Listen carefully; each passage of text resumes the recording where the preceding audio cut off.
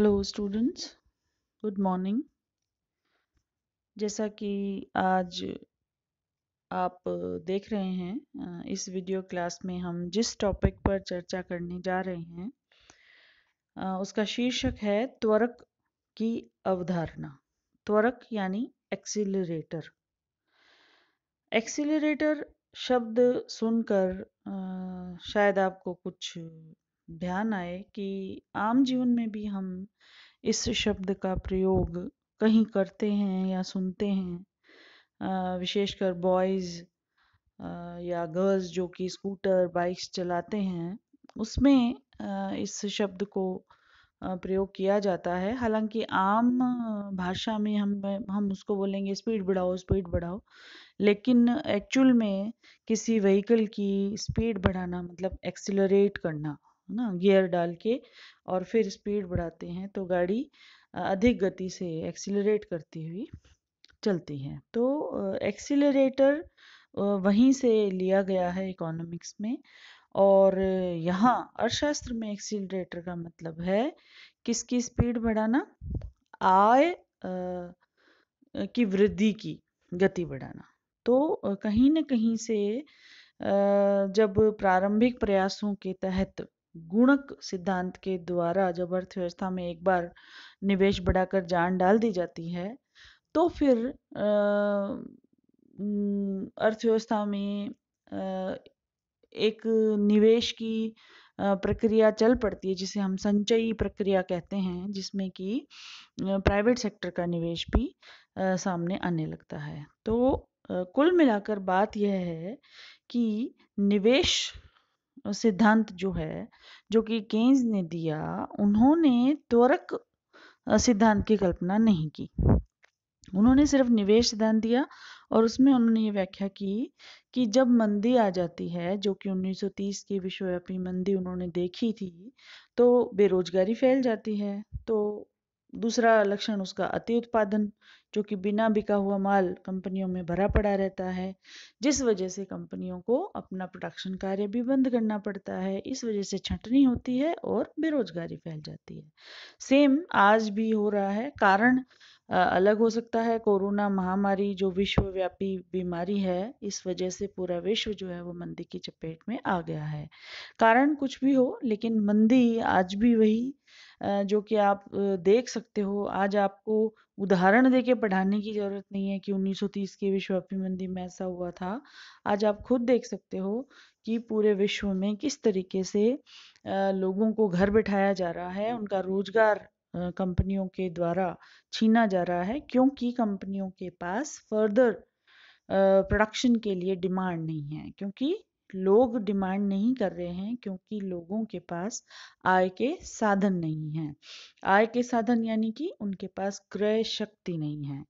तो आज पुनः निवेश के केनेजियन मॉडल की आवश्यकता है कि सरकारें आगे आएं और पैकेजेस दें, फाइनेंशियल पैकेजेस दें, लोगों के हाथों में पैसे पहुंचाएं। उसके बहुत सारे तरीके हो सकते हैं, जिसके लिए एक आर्थिक नीति का निर्माण करना पड़ेगा, जैसा कि केन्स अपने मॉडल में बता के गए हैं। लेकिन आज जो त्वरक की बात हम कर रहे हैं, उसकी बात केन्स नहीं कर पाए। हालांकि शब्दों में उन्होंने कहा कि एक बार जब सरकार जो है अपना स्वायत्त निवेश यानी सार्वजनिक व्यय आदि पर निवेश करके अर्थव्यवस्था में एक बार जान फूंकेगी, तो पूरी अर्थव्यवस्था में जब आर्थिक गतिविधियां चल पड़ेंगी तो प्रेरित निवेश भी आगे आ जाएगा। तो जो बात मैं कर रही हूँ उसमें निवेश के दो प्रकार आपके सामने आ रहे हैं। एक है स्वायत्त निवेश और दूसरा है प्रेरित निवेश। मंदी के समय क्या होता है कि दोनों ही तरह के निवेश नहीं होते हैं, और मंदी से लड़ने के लिए केन्स कहता है कि सरकार को आगे आकर स्वायत्त निवेश करना चाहिए। स्वायत्त निवेश ऐसा निवेश जो कि आय या लाभ, आय बढ़ने या लाभ की प्रेरणा से प्रेरित नहीं होता, वरन सरकार के द्वारा लोगों के जीवन स्तर को एक लेवल तक बनाए रखने के लिए, अर्थव्यवस्था को सुचारू रूप से चलाए रखने के लिए करना जरूरी होता है।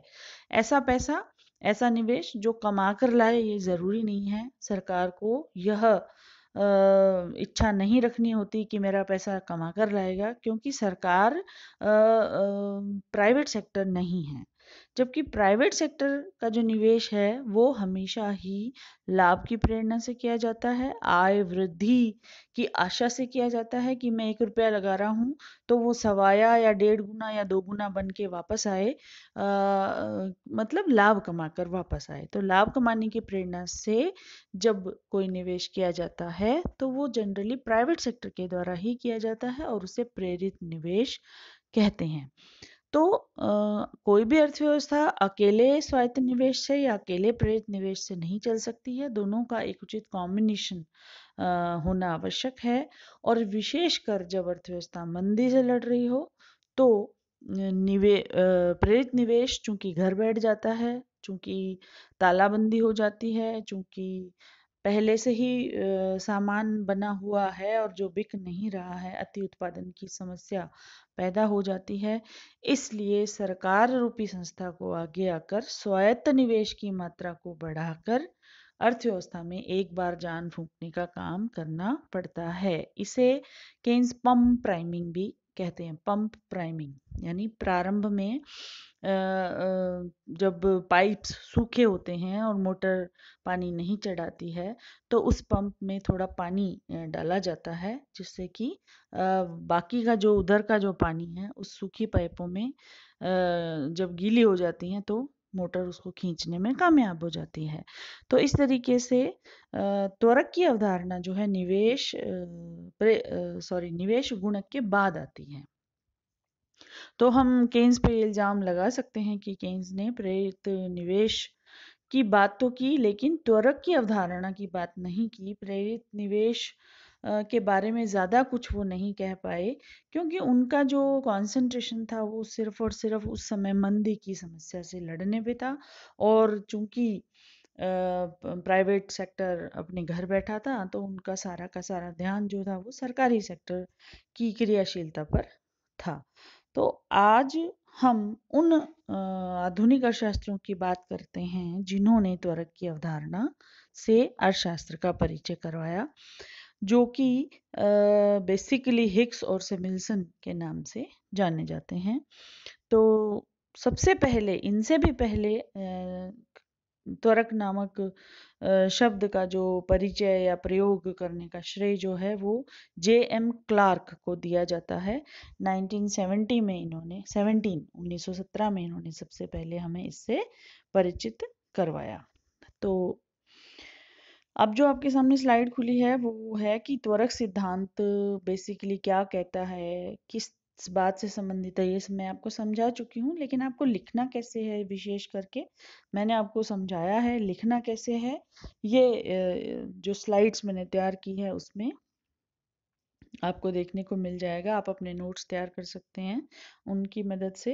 तो त्वरक सिद्धांत इस तथ्य पर आधारित है कि पूंजीगत वस्तुओं की मांग व्युत्पन्न मांग होती है, अर्थात पूंजीगत वस्तुओं अथवा मशीनरी आदि की मांग उन उपभोग वस्तुओं के लिए की जाती है जिनके उत्पादन में वह सहायक होती है। यानी त्वरक का जो सिद्धांत है वो पूंजीगत वस्तुओं की मांग से जुड़ा हुआ है।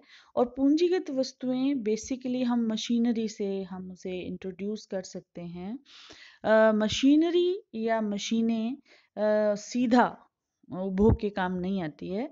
जैसे आप और हम हैं तो हमें मशीनें खाने की ज़रूरत नहीं है, हमें खाने पीने की चीज़ों के प्रोडक्शन के लिए मशीनों की ज़रूरत पड़ती है ना। तो उन मशीनों का उत्पादन करना अत्यंत आवश्यक है, क्योंकि उनकी भी एक समय सीमा होती है। एक समय के बाद मशीनें डेप्रिशिएट हो जाती हैं, खराब होते होते बंद हो जाती हैं और वो ख़त्म भी हो जाती हैं। तो उस समय देश की अर्थव्यवस्था को उनकी जगह दूसरी मशीनें चाहिए। तो पूंजीगत पदार्थों का उत्पादन निरंतर अर्थव्यवस्था में होता रहना चाहिए, साथ ही उपभोग वस्तुओं का उत्पादन भी होते रहना चाहिए।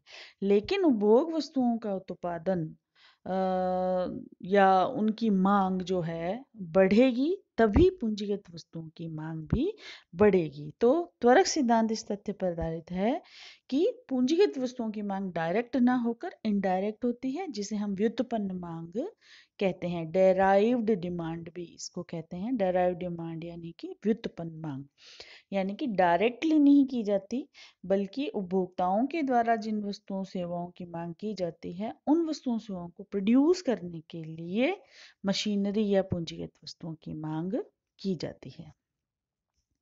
नेक्स्ट पॉइंट है, त्वरक सिद्धांत उस प्रक्रिया को स्पष्ट करता है जिसके द्वारा उपभोग वस्तुओं की मांग में वृद्धि से पूंजीगत वस्तुओं के निवेश में वृद्धि होती है। किसी भी अर्थव्यवस्था को मंदी से लड़ने के लिए केवल उपभोग वस्तुओं का उत्पादन करना लाजमी नहीं है, क्योंकि ऐसा करेगा वो सिर्फ, मान लीजिए उसको कहीं से उधार मिल गई और उसने उधार का पैसा लेके सारा का सारा पैसा उपभोग वस्तु उद्योगों में लगा दिया, तो वो वस्तुएं एक दिन खत्म हो जाएगी। और मशीनरी पैदा नहीं की यदि किसी साल विशेष या 2-3 साल तक, तो उसकी जो मौजूदा मशीनरी या पूंजीगत वस्तुएं वो खत्म हो जाएंगी, डेप्रिशिएट हो जाएंगी, और फिर वो परेशानी में आ जाएगा।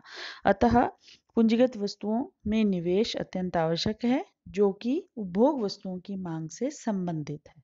यदि देश में उपभोग वस्तुओं की मांग नहीं होगी, तो मशीनरी की मांग भी नहीं होगी, और इस तरीके से अर्थव्यवस्था डबल मंदी के कुचक्र में फंस जाएगी। इस सिद्धांत के अनुसार जब देश की आय यानी कि वाई में वृद्धि होती है, तो निश्चित रूप से निवेश को बढ़ाना होता है, अर्थात नेट इन्वेस्टमेंट आय अथवा उत्पादन में वृद्धि के फलस्वरूप बढ़ता है।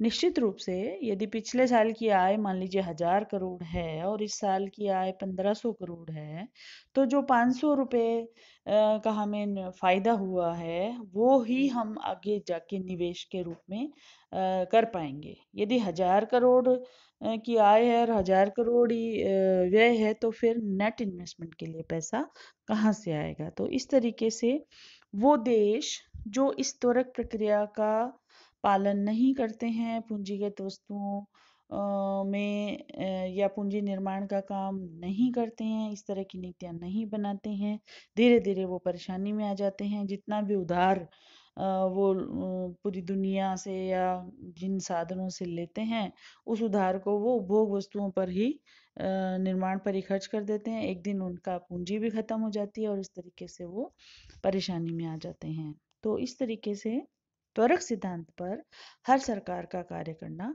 अत्यंत आवश्यक है। नेक्स्ट हम चलते हैं नेक्स्ट स्लाइड पे। त्वरक का मूल विचार जो है, जैसे कि मैंने बताया आपको, 1917 में तो जे.एम. क्लार्क ने दिया, लेकिन उनसे भी पहले 1913 में एफ्टेलियन नामक अर्थशास्त्री ने दिया। त्वरक के विकास का श्रेय जे.बी. क्लार्क को जाता है, जिन्होंने 1917 में इसको थोड़ा विकसित किया, और व्युत्पन्न मांग का त्वरण सिद्धांत भी क्लार्क के सिद्धांत को कहा जाता है। उपभोग में परिवर्तन से निवेश पर प्रभाव प्रकट होता है, ये सैमुअल्सन ने कहा है। हिक्स ने संकेत के रूप में उपभोग की जगह आय में परिवर्तन को लिया है। अब यहाँ हम हिक्स और सैमुअल्सन की बात करते हैं। ये आधुनिक अर्थशास्त्री हैं जिन्होंने त्वरक सिद्धांत को पूरी तरह विकसित किया, लेकिन दोनों में थोड़ा सा फर्क है।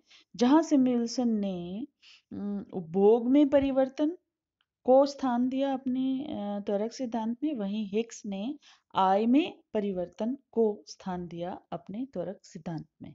तो हम कह सकते हैं कि सैमुअल्सन ने डेल्टा सी का उपयोग किया और हिक्स ने उसकी बजाय डेल्टा वाई का प्रयोग किया, जबकि डेल्टा आई जो है वो दोनों के लिए कॉमन है। डेल्टा आई यानी कि उनके हिसाब से या त्वरक सिद्धांत के हिसाब से प्रेरित निवेश होता है।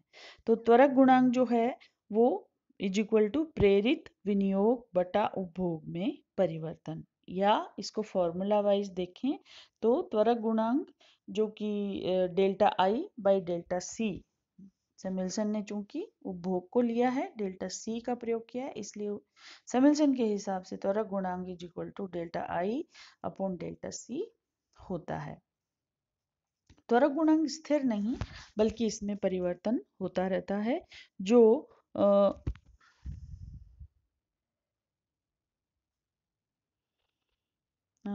त्वरक गुणांक जो है सैमुअल्सन ने डेल्टा आई बटा डेल्टा सी, जैसे कि आपको स्लाइड में दिखाई दे रहा है, का प्रयोग किया है। त्वरक गुणांक स्थिर नहीं बल्कि इसमें परिवर्तन होता रहता है, जो कि पूंजी उत्पादन अनुपात कैपिटल आउटपुट रेशो पर डिपेंड करता है। आगे जाके मैं एक एग्जांपल द्वारा आपको बताऊंगी कि किस तरीके से पूंजी उत्पादन अनुपात को हम समझ सकते हैं। त्वरक का संबंध प्रेरित विनियोग से होता है। त्वरक पूंजी उत्पादन अनुपात पर निर्भर करता है। गुणक व त्वरक के इकट्ठे प्रभाव को लीवर इफेक्ट कहते हैं।